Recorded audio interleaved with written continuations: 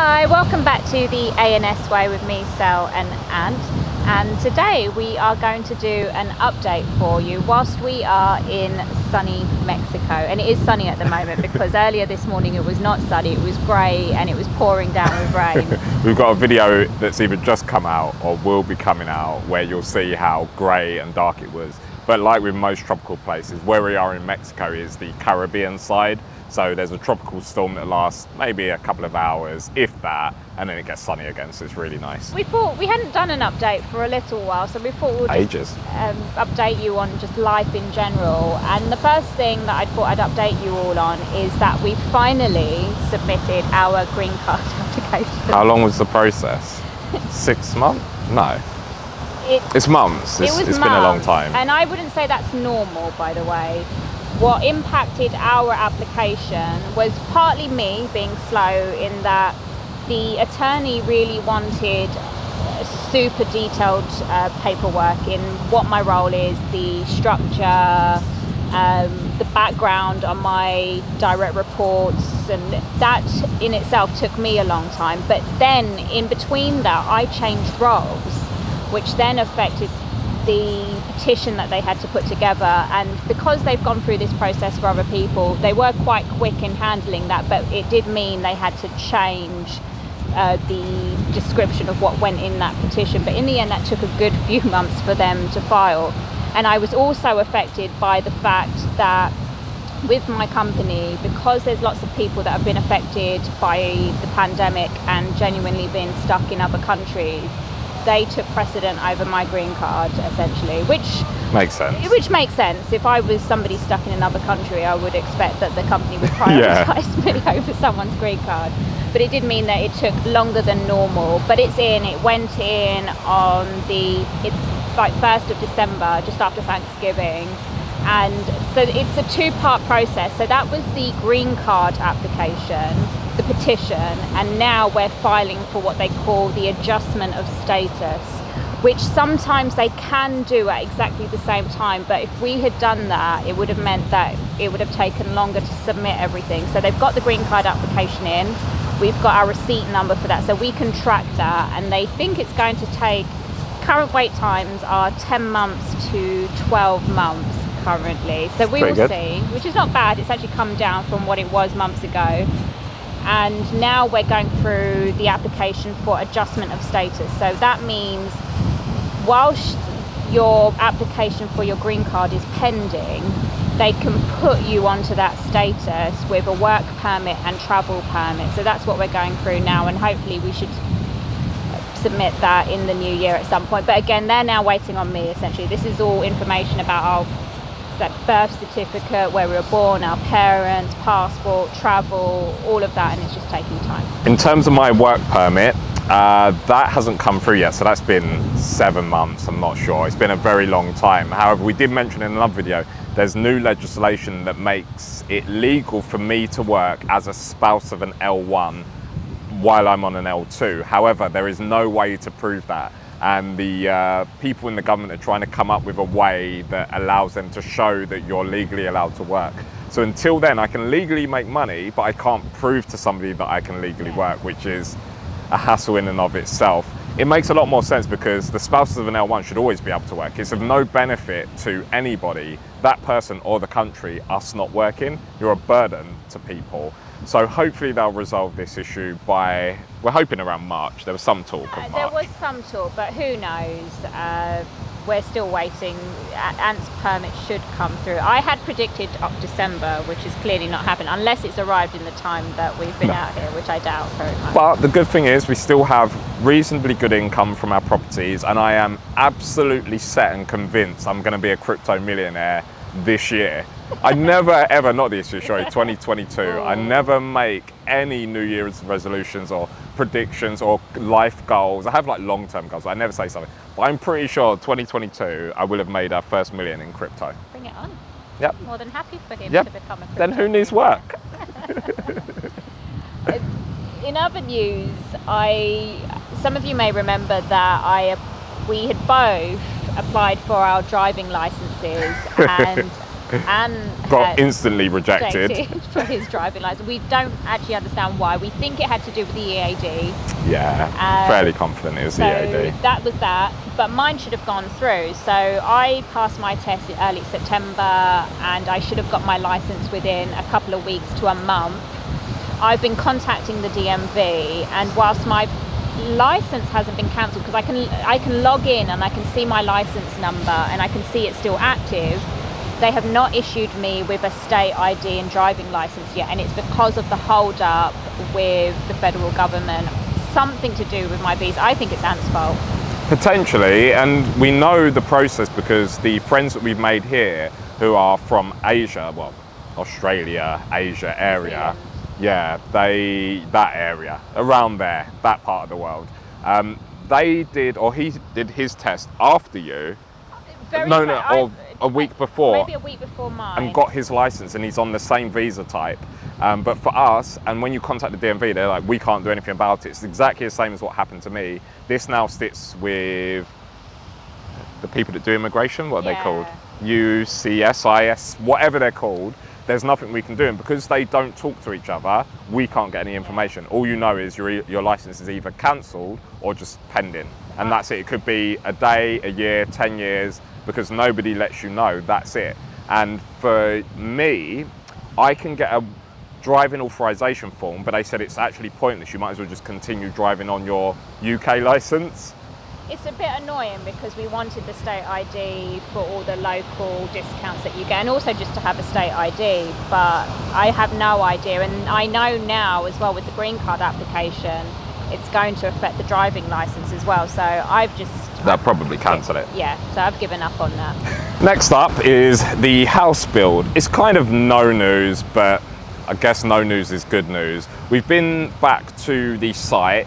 There's nothing changed on our physical plot, but they have started the roads when I last went there. So the roads have been mapped out, sort of flattened, and I'm sure they're going to put tarmac, or they call it pavement, down. Yeah. It's opposite to us in the same way. We call the pavement the bit you walk on, they call that the sidewalk, and the bit you drive on they call the pavement, and we call weird. the road. Yeah. It's very strange. So we got a message from our home builder saying they're about to start that. I'm sure it's going to be after Christmas. The tough part for us is, as we mentioned, we can't really initiate the mortgage process and find out all of the hoops we need to jump through until we get told when our completion date is. So we don't know what potential problems we may or may not run into. So we're just hoping for the best, and we'll be ready to deal with it as quickly as possible when it comes up, which no doubt we're going to run into loads of problems when it happens. Yeah, our intention though is in the meantime just to keep visiting and seeing how the house build is coming along. And I think I was saying to our friends that if we don't see anything by March or so, or February, then I'll become concerned, because we had heard of other builders having delays to houses. We hope that isn't the case. It doesn't look like that's a problem that Woodside has been having at that place. No. So we are hopeful that we will get our property in and around the time that they've estimated. I think for me, I'm not that impatient for the house to be built, but I do want to get out of the place that we're in. I firstly don't like rent, as you all know by now, and secondly I just don't like that house. I love the area, I love the bit that we're on. It's just not our place, and there's so much stuff that needs doing, but I'm not putting thousands of pounds into somebody else's home. So that's the frustrating part. I think if we was in a nice 3-bed apartment, I wouldn't be too bothered. If it takes them a year, that's a year. I think, yeah, and it is that. The location's lovely, but the way that the house was maintained wasn't that nice, and it's not modern like the houses. Things are the shower's broken, the taps are broken, the fire alarms don't really work. It's just so many things that I should mention, we have had some issues with that, in fact. So my understanding, or what I believe, is that the owners of our house have not replaced things since they've got it. So yeah. I think we've got the same shower head that they have had for 20 years plus. 20 years, and it's literally eroded through the metal, where there's now holes, and we have water coming out everywhere, every time onto the floor. And we highlight it, so we let the agent know, and they said that they're going to charge us $100 to come out and fix it. For maintenance. You can't charge me for wear and tear. You can't run a house into the ground, rent it to me, and then say you've got to pay. It's ridiculous. So I've left notes on the there's a portal, and I've said to them, clearly, this is wear and tear. Nevada state law, you can't be charged. You can't charge your tenants for wear and tear, especially if it existed before we got there. And the reason I'm making sure I've taken videos, we've texted them, is that at the end, when they try and keep our deposit, we would just go straight to court. Yeah. And they're going to have to pay us our money back, because I got a feeling they're going to try something funny. And it's a bit strange, because they said to us that they're going to check with the homeowners to see if it's okay. But it's taken them over. So we went to the UK, came back, and it's been well over a month. So it's probably 6 weeks now, and we've still had no response on the repair. And we're now dealing with a leaky shower. So what is personally nice for me now in this new role, and with things kind of semi-opening up, is now I can get back to traveling, and it's something that I super loved before the pandemic. And in my other role, it wasn't really required as much, but now in this new role I can get back out meeting customers, going to conferences, trade shows, so I'm really looking forward to that. And it gives me a chance as well, not only to get back traveling globally, but to visit the US. So I've got a few trips planned in January. I think I'll be going to Kentucky, I believe.